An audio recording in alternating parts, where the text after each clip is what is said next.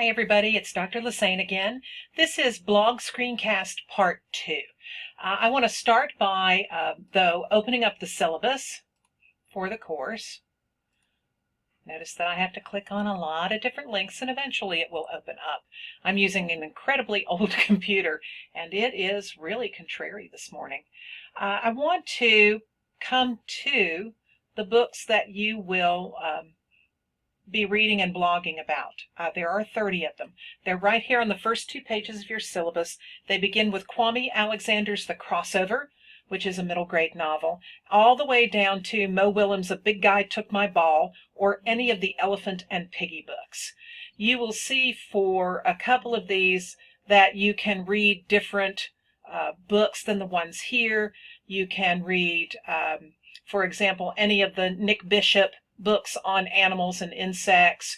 You can read some of the books in graphic novel version. For example, Neil Gaiman's The Graveyard Book, should you want to do that. You can read any of the Diary of a Wimpy Kid books. That's fine. You pick one, and that's good for me. So you have some choice in here. What I want to do today is to show you what a blog post would look like. I'm going to show you a finished one, and then perhaps we'll actually write one together. So let's look at blog posts. I use Blogger. That's a free platform. I do have Gmail accounts, so it's just tied to my Gmail account, which makes it really easy for me. And this is my little sample blog that I set up several years ago for children's literature specifically, just to show you what a blog would look like. And so I have done one already for one of the required books. It's Maurice Sendak's Where the Wild Things Are. So let's take a look at it so that you can see what a finished blog post will look like. As you can see, I've selected a background and a design for this particular course. I've included things like who I am, my complete profile, and I encourage you to do the same. If you already have an established blog, you may certainly use that. You do not have to set up one that's brand new. However, you do need to segment off the work that you're doing for LSSL 5360. A little hint here, when it comes time for portfolios to be due, which is at the very end of your MLS program, you can use the work that you've done here and extended over the course of your MLS program. You can use that as one of the artifacts for your portfolio. So I encourage you not only to do this, but to kind of keep up with it as well. So here is my blog post for Where the Wild Things Are. You'll notice that it is not incredibly long, but it includes things like the annotated bibliography, the bibliographic part right here. That's APA format, and if you are unfamiliar with APA format, I suggest that you pull up some help online. There are tons of places that will give you information about how to use APA format. The next part of the annotated bibliography is the summary of the book. That's this little piece right here. Max has gotten into trouble for misbehaving. He's sent to his room where he imagines leaving on a voyage. He encounters the wild things and travels back home. Dinner's waiting and it is still hot. That's the who, Max. What's the problem? He's in trouble. So what does he do? Imagines this incredible voyage. And how does the story end? Max returns home where his dinner is still waiting. Now the rest of this annotation has to do with your critical commentary on the book. And notice that it is as long, if not longer than, the annotation itself, the summary itself. I want to know what you think about this book and how you're applying things you might have learned in your readings for the course. Sendak, I talk about his use of line, talk about the illustrations and how they grow, talk about the colors that he uses, and talk about the themes that are in this book. So I'm kind of all over the place in terms of my critical commentary about this book. You don't have to stick to one thing. This is a book that won the Caldecott, so I'm certainly going to talk about art. It's also a book that's remained in print now for I have to do my math here. 53 years. That's a long time for a children's book to stay in print. So there has to be a reason for it. So I want to talk about what those things are. So here's one that's done. I've done some other ones for this blog, but I want to put one together with you. So let's go back to that syllabus for just a moment, if I can find it. It's here somewhere. That's not it. That's it. So let's come back to the syllabus for a moment and open it up and take a look at the books that are required for the course.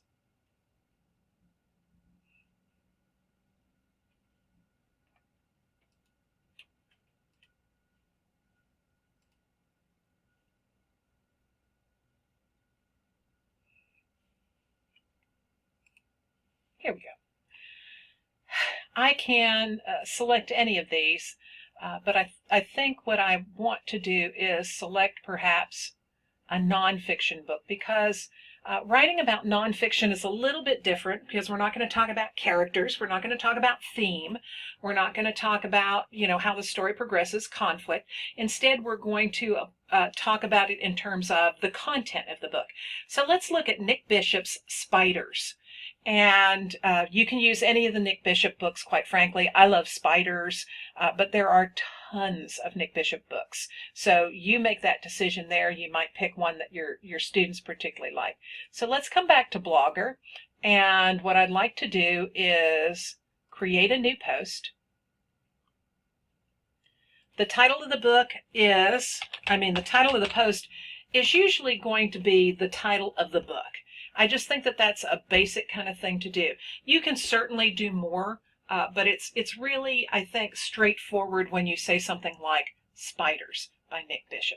Now remember that one of the things that I want to do, and I want to do it right at the very beginning, is I want to put in a cover for the book.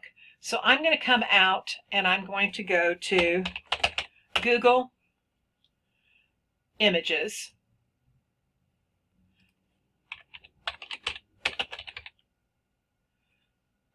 And I'm going to select Spiders by Nick Bishop. And they're going to give me a whole wide array of the covers of that book. And you can see it in its various formats here. As I've told you in the instructions, what I'm looking for is a cover that's at least 300 by 300. And here's one right here. The ones that are smaller like this will not show up well when it comes time to put them into your blog post. So I'm going to copy this. I'm going to save my picture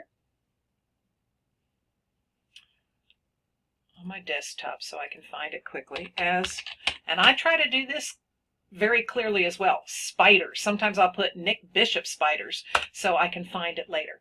So I've saved that. Let me come back to my blog now, and you'll see I have an opportunity to insert an image here. So I'm going to click on that, and it's going to ask me, where is my image? So choose Files. And it's going to come over, with any luck, to my desktop. And in just a moment, it'll pop in. At least I hope it will. There it is. I'm going to select that, ask it to open.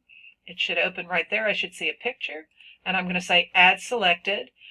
Where do I want it aligned? I like mine aligned to the left, but you may certainly put it on the right. You may center it, or you may just say, I don't care. The image size is up to you. You'll notice the default for me is medium, and I kind of like that. Now, what this is the HTML code for that. So if I want to see this, I can just say Publish, View, and eventually, there it is. You can see that that's a nice clear cover. Now, I'm not done with this yet, so I need to come back and I need to continue to work on this one. So I will say Edit. I want to give me a little space, so I'll hit the carriage return a couple of times and just say, this book by Nick. Now, I don't want to hear any snickering out there about my poor typing skills, because I know that they're terrible. And the nice thing is, if I make errors, I can go back in and I can edit it later. So this book by Nick Bishop centers on the physiology, habitat, and of course you will have read the book by this point, so you'll know what it is you want to write here as well. Habitat and habits of spiders. Bishop begins by reviewing what makes a spider, critical attributes, if you will.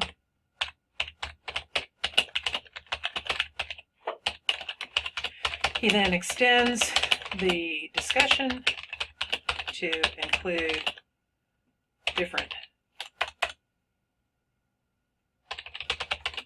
types and species of spiders, where spiders might live, and other information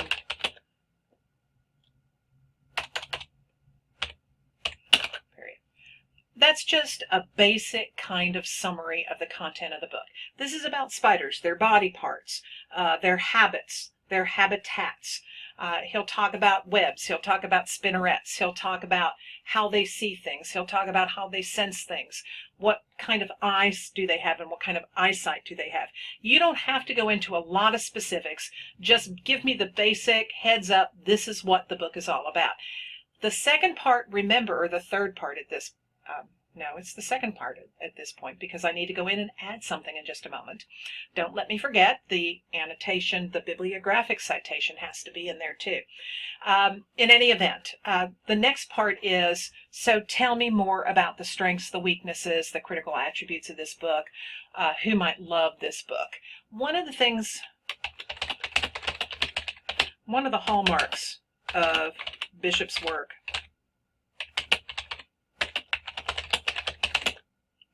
are the incredible photographs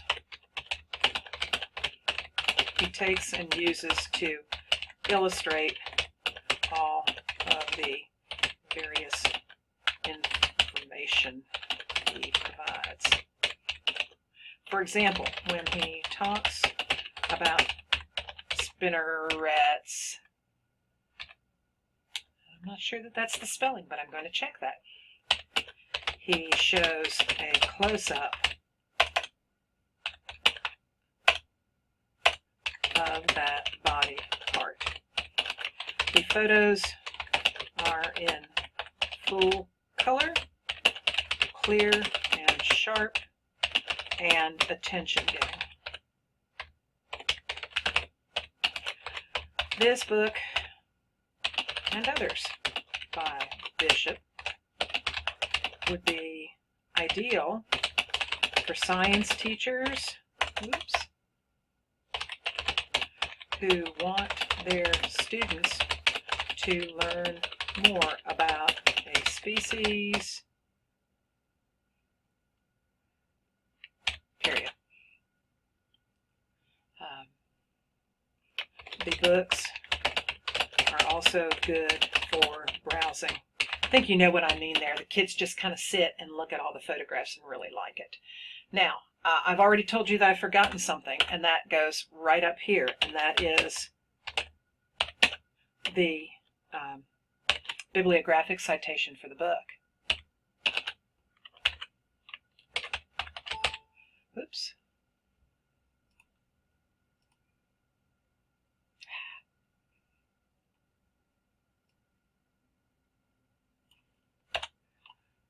This. The next is the year. And by the way, this information is all on the front of the syllabus, so you don't even have to go track it down. Then the title, then the publisher,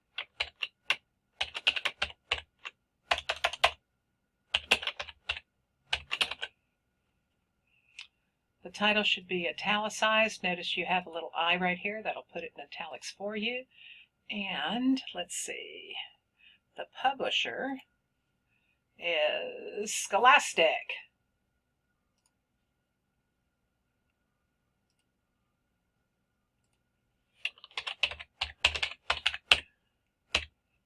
Now I'm going to preview this again. I'm going to update it, and I'm going to take a look at it and see if it's what I want it to look like. I'm also going to check and make sure I haven't misspelled anything. There we go. So you can see here I've got my annotation on spiders. I can go back to an older post and take a look at where the wild things are. They're approximately the same size. That's not always going to be the case, but I do think that you want to go back and make sure that you're keeping them all about the same, because remember, these don't have to be lengthy. Now, the one thing I do want to check, and I'm going to go over here to Google to do it, is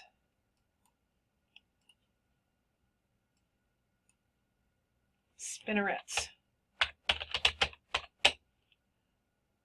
I did spell it correctly. But this is a good way to kind of keep track and make sure that you've done what it is that you want to do. So that's how you put together a blog post. You've got 2 that are done here for you. When you go to write yours, please make sure that you don't just copy and paste mine in there, but write your own. But I think you get a sense of what it is that you need to do for this particular assignment. So good luck. If you have any questions, holler at me. Let me know what your questions are. I will do my best to answer them.